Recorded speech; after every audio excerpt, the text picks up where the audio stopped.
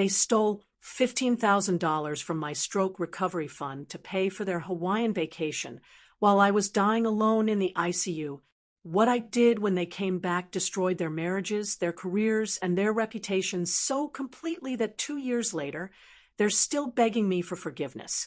My family went on vacation while I was in the ICU. What happened when they returned shocked everyone, including me. But what shocked them more was discovering that the weak, grateful mother they expected to find had been replaced by someone who understood exactly how betrayal cost everything. Before I tell you how I systematically dismantled their lives piece by piece, let me start from the moment I realized the people I raised had been planning to erase me long before my stroke gave them the perfect opportunity. The heart monitor's steady beeping was the only sound keeping me company on day 3 in the intensive care unit. My chest still ached from where they'd cracked my ribs during CPR, and every breath felt like swallowing broken glass. The stroke had hit me like a freight train while I was making breakfast for my grandson's birthday party. One moment I was flipping pancakes. The next, I was face down on my kitchen floor, listening to my own voice slur into incomprehensible sounds as I tried to call for help. When the paramedics found me 6 hours later, after my neighbor noticed my newspaper still on the porch, they said I was lucky to be alive. Lucky. That word would haunt me for weeks to come. Because luck, as I'd soon discover, had nothing to do with what was about to unfold. Dr. Martinez had pulled my daughters aside on that first day, his voice grave as he explained the severity of my condition. I could hear fragments through the thin curtains separating my bed from the hallway. Massive stroke, significant damage, uncertain recovery timeline. What I couldn't hear, what I wouldn't learn until much later, was my eldest daughter, Rebecca's immediate response. How long are we talking here? Because we have that Hawaii trip planned.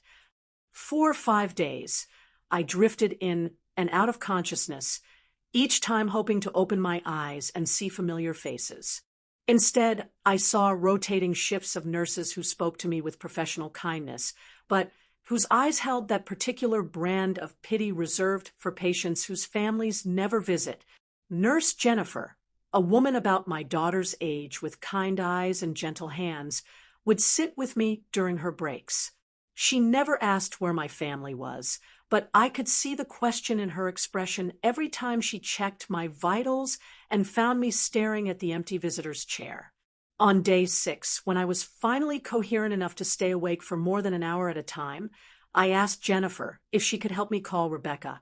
Her hesitation should have been my first warning. She handed me the phone with the kind of careful gentleness you'd use with someone you're about to disappoint. Rebecca's phone went straight to voicemail. So did Sarah's and Michael's. 3 children, 3 voicemails, 3 automated voices telling me the person I was trying to reach was unavailable. That's when Jennifer sat down in the visitor's chair, the same chair that had remained empty for nearly a week, and asked a question that changed everything. Mrs. Harrison, do you know where your family is right now? The way she said it, with that careful, measured tone healthcare workers use when they're about to deliver devastating news, made my blood pressure monitor start beeping faster. I told her I didn't understand what she meant. My family was probably at work or dealing with their own lives, or maybe they thought I needed rest. People handle medical crises differently, right?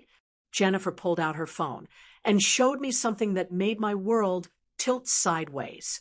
It was Rebecca's Instagram account, the one she'd made public despite my constant warnings about privacy. The first image was a sunset over crystal blue water, posted 3 days ago.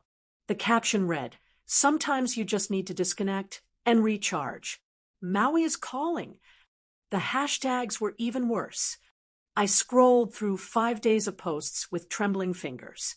My entire family, Rebecca, Sarah, Michael, their spouses, even my grandchildren were living it up in paradise while I fought for my life in a sterile hospital room. Beach dinners, snorkeling adventures, luxury resort pools, Mai Tais at sunset.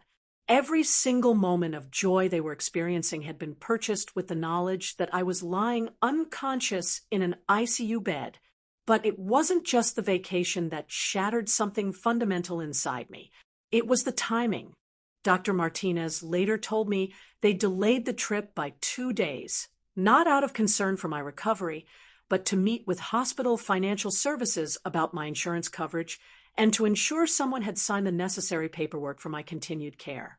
They'd used those 48 hours not to sit by my bedside or hold my hand or tell me they loved me, but to handle the administrative details that would allow them to abandon me with clear consciences. The betrayal was so complete, so calculated, that I actually laughed when Jennifer showed me the photos. Not a bitter laugh or a sarcastic one, but the kind of laugh that bubbles up when your brain simply cannot process the magnitude of what you're seeing. Here I was connected to machines that were literally keeping me alive, while my children posted family photos from a tropical paradise as if I didn't exist. But here's what they didn't know about me, what 37 years of marriage and 42 years of motherhood had taught me. I was not a woman who broke quietly. I was not someone who would lie in that hospital bed feeling sorry for herself while they sipped drinks with little umbrellas. No, I was someone who had raised 3 children through divorce, financial ruin, and every crisis life could throw at us. And I had done it by being strategic, patient, and absolutely ruthless when necessary. The first thing I did was ask Jennifer to help me access my bank accounts from the hospital computer. What I found there was the second shock in what would become a series of revelations that fundamentally changed how I saw my family. Rebecca, who had power of attorney for emergencies, had already accessed my savings account, not to pay for my medical care, not to ensure I had what I needed for recovery, but to transfer $15,000 to what the bank records showed as Harrison Family Vacation Fund. They had literally funded their Hawaiian getaway with money from my stroke recovery fund. I sat in that hospital bed, staring at the transaction records, and felt something cold and crystalline form in my chest. It wasn't anger. Anger was too hot, too immediate for what was building inside me. This was something else entirely. This was the moment I realized that the people I had sacrificed everything for, the children I had raised to be better than me, had been planning this betrayal long before my stroke gave them the opportunity to execute it. The power of attorney Rebecca held wasn't new. She'd convinced me to sign it 2 years earlier when I'd had minor surgery, telling me it was just a precaution in case something happened during the procedure. Just family looking out for family, Mom, she'd said, her smile so warm and convincing that I'd signed without reading the fine print. Now, I understood why she'd been so insistent, why she'd brought her own lawyer to the hospital that day, why she'd rushed me through the paperwork while I was still groggy from pre-surgery medication. They'd been planning this for 2 years. Over the next 3 days, while they posted photos of luau's and helicopter tours, I used the hospital's Wi-Fi to conduct my own investigation. What I discovered was a betrayal so systematic, so thoroughly planned, that it took my breath away. Rebecca had been slowly moving money from my accounts for months, always in amounts small enough to avoid triggering bank alerts. Sarah had been meeting with real estate agents about the potential future sale of my house. Michael had already started researching assisted living facilities in our area, comparing costs and amenities like he was shopping for a vacation rental. They hadn't just abandoned me in my hour of need. They'd been systematically dismantling my independence for years, waiting for the right crisis to justify finishing the job. But they had made one crucial mistake in their planning. They had underestimated me so completely, so fundamentally, that they'd given me the perfect opportunity for revenge. Because while they were posting pictures of their family bonding time in Hawaii, I was making friends with every nurse, every doctor, every hospital administrator who would listen to my story. And let me tell you, healthcare workers have very strong opinions about families who abandon their elderly relatives. Dr. Martinez was the first to offer help though he was careful to phrase it as ensuring you have proper support during your recovery. He connected me with a social worker named David who specialized in elder abuse cases. David listened to my story with the kind of professional outrage that told me I wasn't his first encounter with this particular brand of family betrayal. Within hours, he'd helped me contact a lawyer who specialized in financial elder abuse and family fraud. The lawyer, Patricia Chen, was a woman about Rebecca's age who'd built her entire career on cases exactly like mine.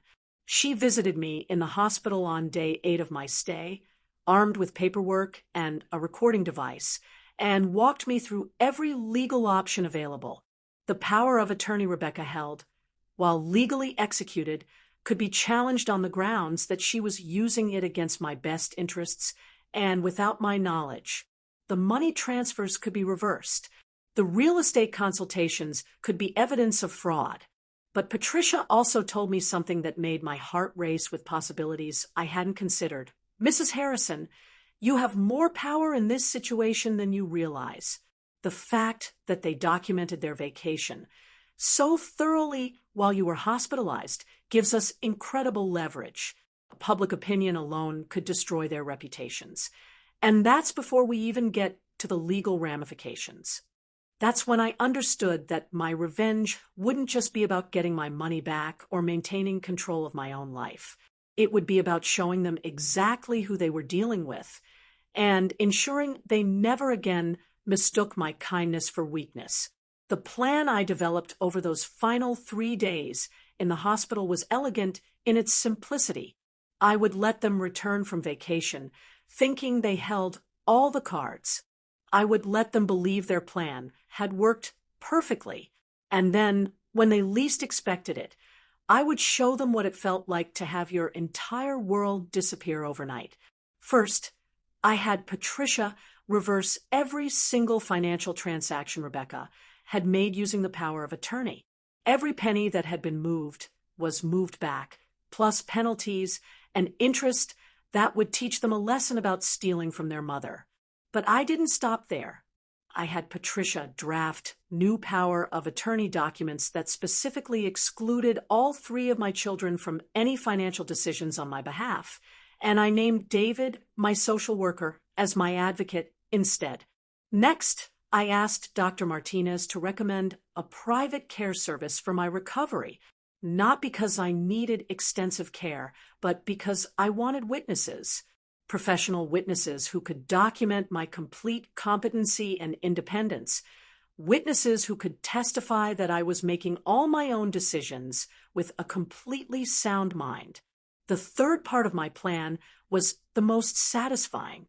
I had Jennifer help me create social media accounts on every platform my children used: Facebook, Instagram, Twitter, even TikTok. Then I started documenting everything. Photos of my empty hospital room, screenshots of their vacation posts, copies of the bank records showing where my stroke recovery money had actually gone. I didn't post anything, yet I just prepared everything, waiting for the perfect moment to reveal their betrayal to the world.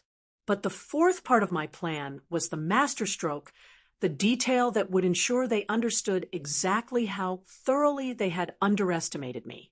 I had Patricia draft a new will, not because I was planning to die, but because I wanted them to know that their inheritance, the money they were already spending in their minds, would be going to the nurses who had taken care of me when my own children couldn't be bothered to visit. On the day they were scheduled to return from Hawaii, I was discharged from the hospital, not to my house, where they expected to find me weak and grateful for their eventual attention, but to a luxury hotel suite downtown. I paid for a month in advance, ordered room service, and settled in to wait for the show to begin. The first sign that they were back came at 2:17 p.m. when Rebecca called my cell phone. I let it go to voicemail. The message was everything I'd expected. "Hi, Mom, we're back from our trip. We know you're probably tired from the hospital, so we'll come by tomorrow to help you get situated and talk about next steps for your care. Next steps for my care." as if I were a burden to be managed rather than a human being who had just survived a major medical crisis without a single family member by my side. I waited exactly 24 hours before I began posting on social media. The first post was simple, a photo of my empty hospital room with the caption, "Day 1 of recovery. Grateful for the amazing nurses who became my family when my real family was busy living their best life in Hawaii." Within an hour, the post had 50 comments from friends and acquaintances expressing shock and outrage. By evening, it had been shared over 200 times. That's when Rebecca called again, this time panicked. "Mom, what are you doing? Take that post down. You're embarrassing us." Embarrassing them. That's what she was worried about. The second post went up the next morning, a side-by-side comparison of their Hawaii photos and my hospital bracelet with the caption, "While I was fighting for my life, my children were fighting for the best beach chair." Priorities, right? This post exploded. Local news stations picked it up. Friends from my church, my book club, and my neighborhood started calling to check on me and express their horror at what my children had done. The story spread beyond my personal network when someone shared it in a Facebook group for adult children caring for aging parents. And suddenly I was receiving messages from strangers all over the country sharing their own stories of family betrayal and abandonment. But the post that really got their attention was the third one. A screenshot of my bank records showing the $15,000 transfer to their vacation fund, posted with the caption, "Apparently my stroke recovery fund made for an excellent family vacation." Who knew nearly dying could be so profitable for everyone except the person who almost died? That's when Sarah showed up at my hotel. She burst into the lobby at 6 a.m., still in her pajamas, demanding to know my room number. The desk clerk, who had been well prepared for exactly this scenario, informed her that I wasn't accepting visitors and that she needed to leave the premises or security would be called. Through the security camera feed that I could access from my room, I watched my middle daughter have a complete meltdown in the hotel lobby, screaming about how I was destroying their family and ruining their lives. The irony was so perfect, I actually applauded from my hotel room. But they hadn't seen anything yet. The fourth post was where I really started to have fun with them. I posted photos of the assisted living facilities that Michael had been researching, along with his email inquiries about availability and costs. The caption read, "Apparently my children were so confident in my recovery that they were already shopping for places to warehouse me. Nothing says, 'We love you, Mom,' like researching nursing homes while I'm unconscious in the ICU." This post was shared over 1,000 times. Local reporters started reaching out for interviews. The hospital social worker called to tell me that other families were using my story as a template for advocating for themselves in similar situations. I had become, quite unexpectedly, a symbol of resistance against elder abuse and family abandonment. That's when all three of them showed up at the hotel together, accompanied by their spouses and looking like they were dressed for a funeral. My funeral, specifically. They managed to convince the desk clerk to call my room, and when I answered, Rebecca's voice was shaking with rage. "Mom, you need to stop this right now. Do you have any idea what you're doing to us?" I did know exactly what I was doing to them. I was giving them a taste of what it felt like to be helpless while people you trusted destroyed your life. I was showing them what public humiliation felt like. I was teaching them that actions have consequences, even when those actions are taken against someone you think is powerless. I'm in the penthouse suite. I told Rebecca calmly, "Room 2847. Come on up, but come alone." 20 minutes later, Rebecca knocked on my door. When I opened it, I hardly recognized my eldest daughter. Her face was blotchy from crying, her hair was disheveled, and she looked like she hadn't slept in days. "Good. Mom, please," she said as soon as she saw me. "You have to take those posts down." My boss saw them. Sarah's kids are being bullied at school. Michael's wife is talking about leaving him. You're destroying our entire family. I looked at her, really looked at her, and saw not my daughter but a stranger who had calculated the exact worth of my life and found it less valuable than a vacation in paradise. I'm not destroying anything, Rebecca. I'm just showing people who you really are. She started crying then, the ugly kind of crying that comes when you realize you've lost control of a situation you thought you were managing perfectly. We were going to come see you as soon as we got back. We were going to take care of everything. We had a plan. You had a plan. I agreed. You had a plan to steal my money, sell my house, and warehouse me in a nursing home while you lived off my assets. The only thing you didn't plan for was me surviving long enough to figure it out. That's when she made the mistake that sealed her fate forever. She looked me dead in the eye and said, "We're your children. We deserve to inherit your money eventually anyway." We were just accelerating the timeline. The silence that followed that statement was so complete I could hear the air conditioning humming in the walls. She had just confirmed everything I suspected about their motives, everything Patricia had warned me they would eventually reveal if I gave them enough rope to hang themselves with. "Get out," I said quietly. "Mom, please, get out of my room, get out of my hotel, and get out of my life." She left, but not before trying one last manipulation. "Dad would be ashamed of what you're doing." I smiled then, the first genuine smile I'd felt since waking up in that hospital bed. "Your father would be proud of me for finally standing up to the spoiled, entitled monsters we accidentally raised." After she left, I made the post that ended any possibility of reconciliation forever. It was a long, detailed account of our conversation, including her exact words about accelerating the inheritance timeline. But more than that, it was my declaration of independence from the people who had given birth to my body but murdered my spirit. The post concluded with an announcement that surprised even me as I typed it. I am officially disowning my 3 children. They will inherit nothing from me except the knowledge that their mother died, knowing exactly who they were. The money they were so eager to steal will instead go to the nurses, doctors, and social workers who showed me more love and care during the worst week of my life than my own family showed me in years. That post was shared over 10,000 times in the first day. It was picked up by national news outlets. I started receiving interview requests from major networks. The hashtag Justice for Mom started trending on Twitter. My story became a rallying cry for elderly people who had been abandoned or abused by their families. But more importantly, it worked exactly as I'd intended. My children's lives became unbearable. Rebecca lost her job when her company decided they couldn't have someone associated with elder abuse representing their family-friendly brand.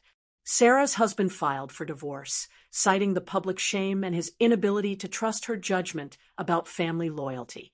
Michael's wife took their children and moved in with her parents, telling anyone who would listen that she couldn't stay married to someone capable of abandoning his mother in a hospital. They tried everything to undo the damage. Public apologies that everyone recognized as damage control rather than genuine remorse. Attempts to paint me as a vindictive woman who was twisting the truth to hurt her loving children. They even tried to have me declared mentally incompetent, hoping to prove that my social media posts were the result of stroke-related cognitive damage. But Patricia had prepared for all of these possibilities. I had medical documentation of my complete mental competency. I had witnesses to their abandonment and financial abuse. I had their own social media posts providing a timeline of their Hawaiian vacation while I was fighting for my life.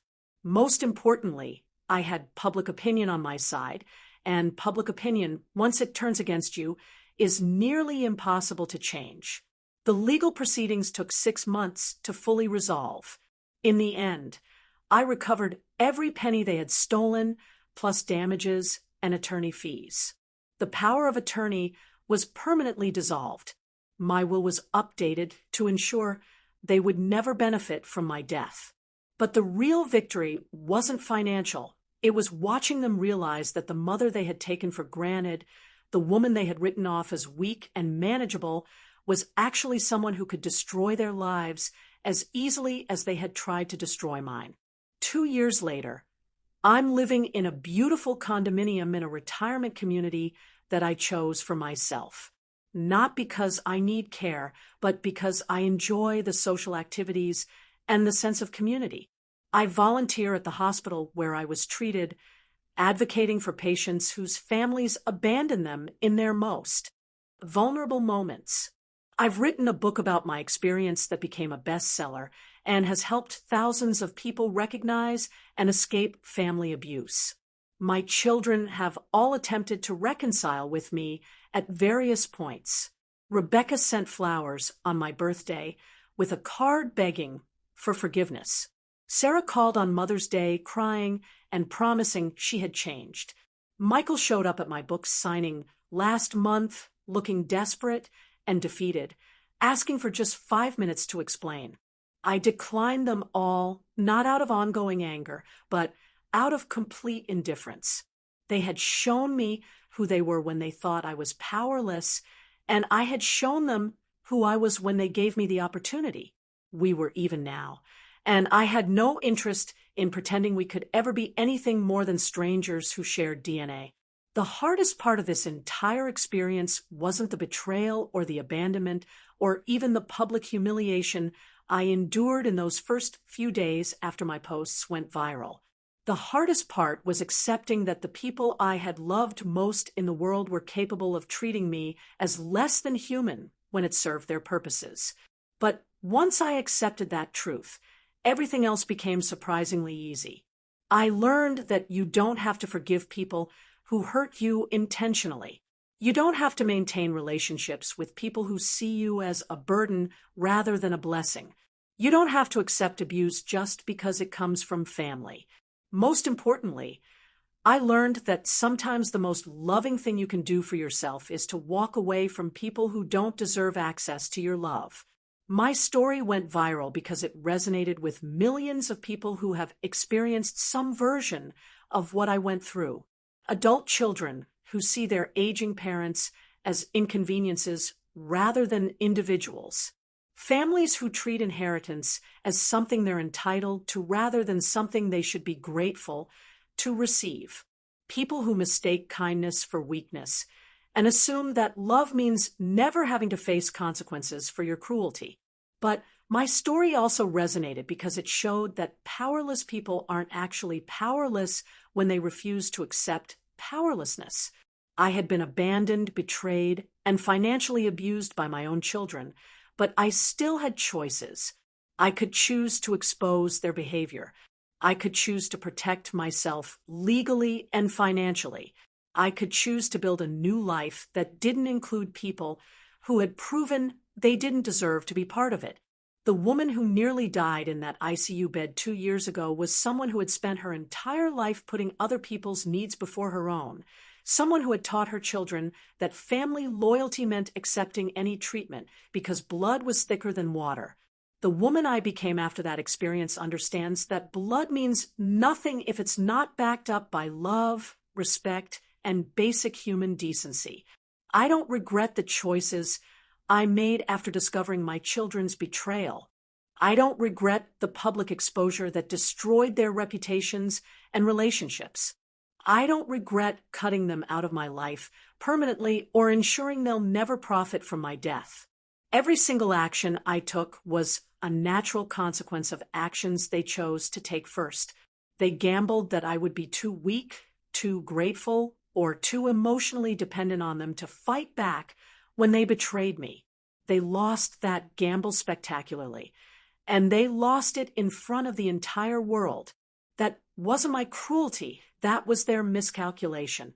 The messages I receive from people who have read my story or heard me speak are always some variation of the same theme. I wish I had your courage. But courage isn't what saved me from my children's betrayal. Knowledge saved me. Knowledge of my own worth, knowledge of my legal rights, knowledge of the power that comes from refusing to be ashamed of other people's shameful behavior. If you're watching this and recognizing elements of your own family dynamic, if you're seeing signs that the people who claim to love you are actually positioning themselves to take advantage of you, please understand that you have more power than you realize. Document everything. Build your own support network. Protect your assets legally. And never, ever assume that people who have shown you who they are will suddenly become different people when the stakes get higher.